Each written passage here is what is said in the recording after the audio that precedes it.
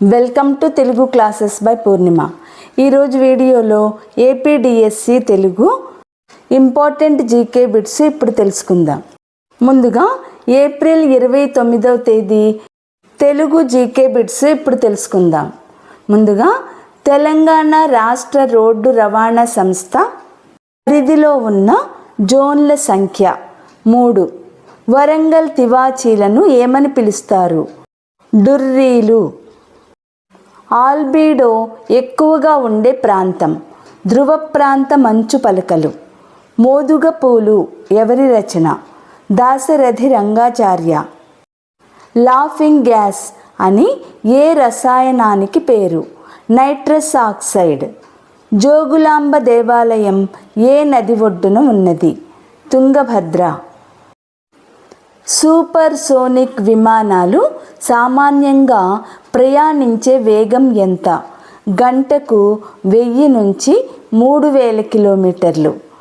దేశంలోనే మొట్టమొదటి టైటానియం ప్లాంటును ఇస్రో ఏ రాష్ట్రంలో ఏర్పాటు చేసింది? కేరళ.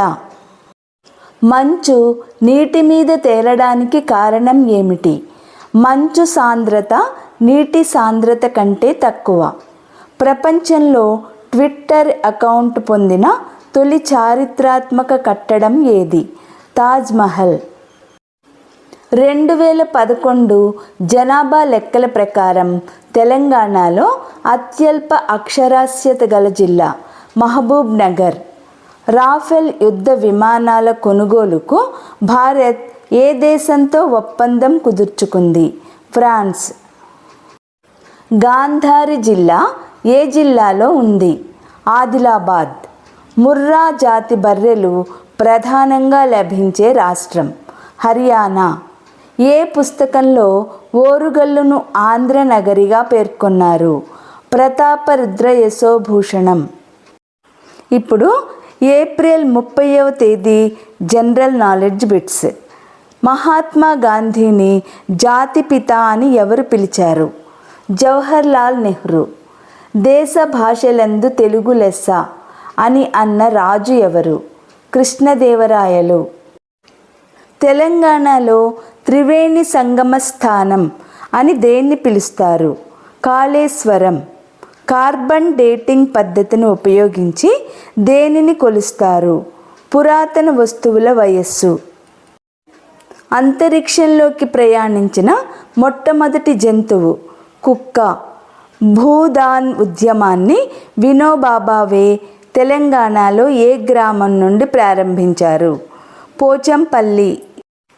ఒక వ్యక్తిని అరెస్ట్ చేసినప్పుడు అతని అరెస్ట్ చేసినప్పటి నుండి ఎన్ని గంటల లోపల న్యాయమూర్తి ముందు ప్రవేశపెట్టాలి? 24 గంటలు.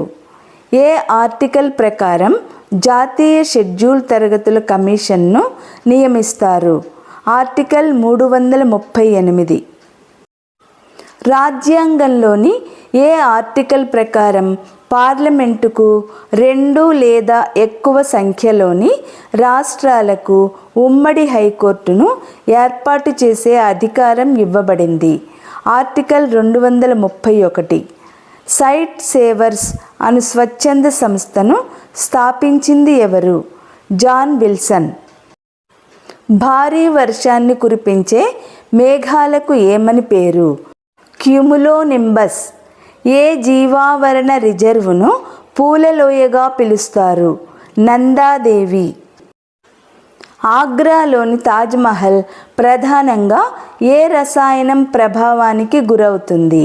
Sulphur dioxide. Cellular jail Kalapani ఉన్న ప్రాంతం ఏది? అండమాన్ మరియు నికోబార్ దీవులు.